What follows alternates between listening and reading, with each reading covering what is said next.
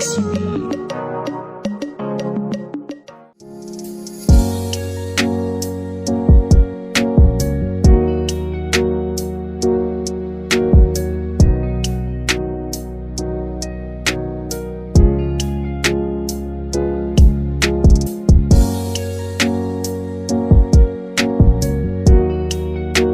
C'est pour moi un réel plaisir de prendre la parole aujourd'hui au nom du président de la Commission, M. Abdoulaye Diop, pour vous remercier de votre présence à Cotonou, à l'occasion des rencontres organisées dans le cadre de la mise en œuvre du projet sur le développement de la filière musicale et des nouveaux modèles économiques en ligne.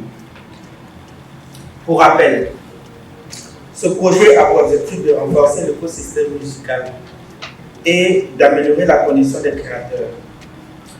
Il devrait initialement couvrir 5 États membres, comme l'a rappelé le directeur général, mais la Commission a proposé et obtenu auprès de l'EMPI, que je remercie au passage, la prise en compte de l'ensemble des 8 États membres dans la réalisation de ce projet.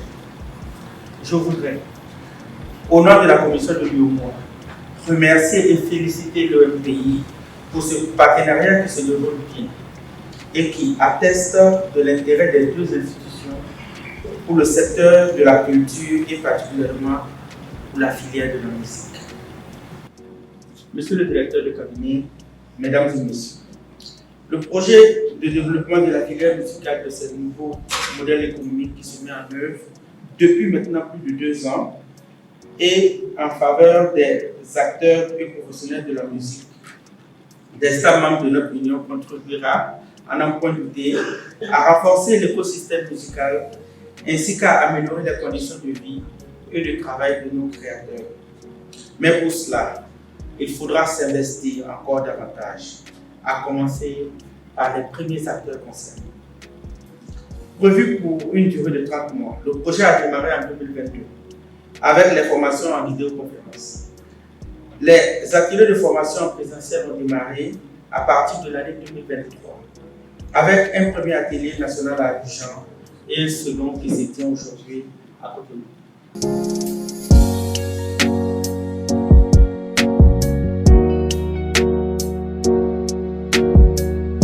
C'est à la fois un honneur et un plaisir pour nous de vous accueillir aujourd'hui à l'occasion de la tenue de 2 événements majeurs pour le développement et la promotion de la filière musicale au sein de l'Union économique et monétaire ouest-africaine. Événement qui coïncide avec la célébration de la Journée mondiale du livre et du droit d'auteur. Organisé sous les auspices de l'OMPI, Organisation mondiale de la propriété intellectuelle, en partenariat avec l'UOMOA, le ministère du Tourisme, de la Culture et des Arts, Bénin, ces événements marquent une étape significative dans notre engagement commun en faveur de la croissance et de la valorisation de notre riche patrimoine musical.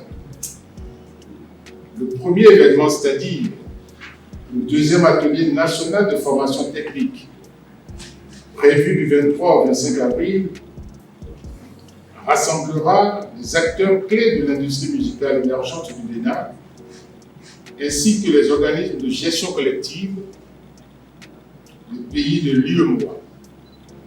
Cette rencontre offre une opportunité inestimable de renforcer nos compétences techniques, de partager nos connaissances et de nouer des partenariats solides pour dynamiser et réaliser notre secteur musical.